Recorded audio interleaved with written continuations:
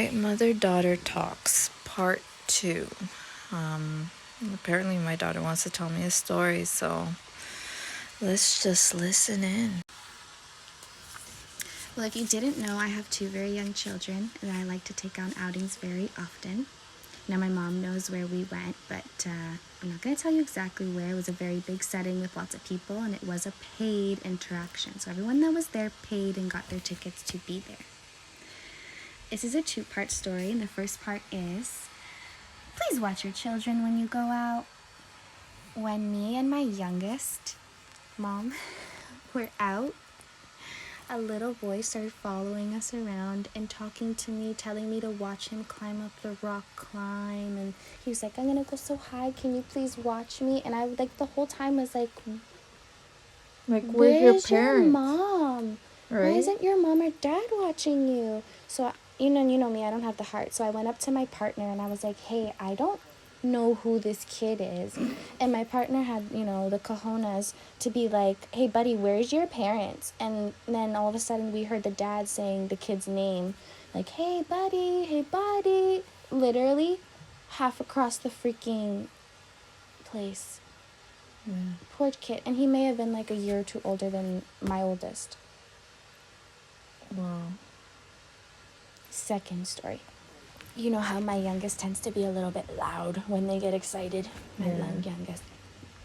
Right? They tend to like yell a little bit as young children do.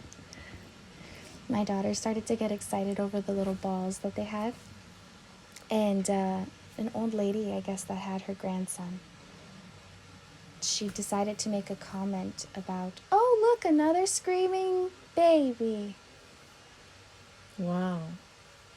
And I obviously was with my children, so I didn't want to be too mean. But I said out loud, yeah, it's kind of what babies do. And she was like, oh, no, I know. It's just another exhibit. And I was like, wow. Like, don't try to be friends with me now. So, I don't know. 2 morals of this story. 1, if you have littles, please make sure you're watching them at all times. Anything can happen in a split second.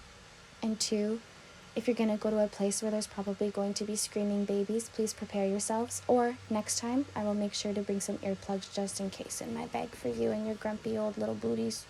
Okay, guys. Now, on to my mother's words, because I'm sure she's going to have a few for you. Well, guys, first of all, you guys didn't hear the mother-daughter talks, part 1, which my daughter wanted the subject to be not minding your own business.